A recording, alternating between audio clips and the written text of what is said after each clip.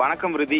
நாமக்கல் மாவட்டம் திருச்செங்கோடு அடுத்த சக்தி நாயக்கன் பாளையம் பகுதியை சேர்ந்தவர் பிரபு மேகலா தம்பதியினர். இவர்களின் 10 வயது மகள் தஸ்மிதா கடந்த ஜூலை 27ஆம் தேதி அவரது வீட்டின் அருகே விளையாடி கொண்டிருந்த பொழுது அதே பகுதியை சேர்ந்த சாப்ட்வேர் இன்ஜினியர் செந்தில்குமார் என்பவர் 10 வயது சிறுமியை கத்தியால் வெட்டியுள்ளார். இதனை தடுக்க வந்த 2 பேரையும் செந்தில்குமார் வெட்டியதாக கூறப்படுகிறது.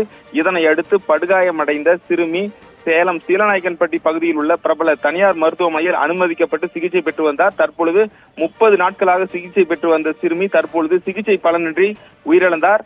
சிறுமியின் உடல் உயிரிழந்த சிறுமியின் உடற்கூறு ஆய்விற்காக சேலம் அரசு மருத்துவமனை மருத்துவக் கல்லூரிக்கு அனுப்பி வைக்கப்பட்டது. தொடர்ந்து திருச்செங்கோடு காவல்துறையினர் இந்த மருத்துவமனையில் விசாரணை மேற்கொண்டு வருகின்றனர்.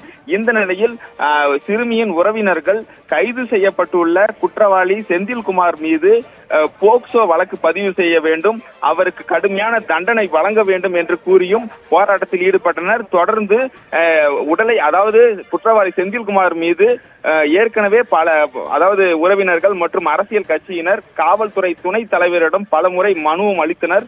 குற்றவாளி மீது முறையான வழக்கு பதிவு செய்யப்படவில்லை, அவர் மீது சிறுமியை அவர் தவறான நோக்கத்தில் அழைத்தால்தான் அவர் வெட்டியுள்ளார் என்று கூறியும் அவர் மீது போக்சோ வழக்கு பதிவு செய்ய வேண்டும் என்று கூறியும் மனுவும் வழங்கியிருந்தனர். இந்த நிலையில் சிறுமி தற்பொழுது உயிரிழந்துள்ளார். உடனடியாக குற்றவாளிக்கு கடுமையான தண்டனை வழங்க வேண்டும், அவர் மீது போக்சோ வழக்கு பதிவு செய்தால் மட்டுமே உடலை பெறுவோம் என்று கூறி சிறுமியின் உறவினர்கள் தற்பொழுது காத்திருக்கின்றனர். இதனால் தனியார் மருத்துவமனை வளாகம் பெரும் பரபரப்புடன் காணப்பட்டு வருகிறது. ரிதி, விவரங்களுக்கு நன்றி ஆனந்த். நாமக்கல்லில் திருச்செங்கோடு அடுத்த சக்தி நாயக்கன் பாளையத்தில் கழுத்தறுக்கப்பட்ட சிறுமி உயிரிழந்திருக்கிறார். சிறுமியை கொலை செய்ததற்கான காரணம் குறித்து காவலர்கள் தீவிர விசாரணை மேற்கொண்டு வருவதாக தெரிவிக்கப்பட்டிருக்கிறது. அண்மை செய்தியாக பார்த்தோம். விவரங்களை விரிவாக எமது செய்தியாளர் ஆனந்த் வழங்கியதை கேட்டோம்.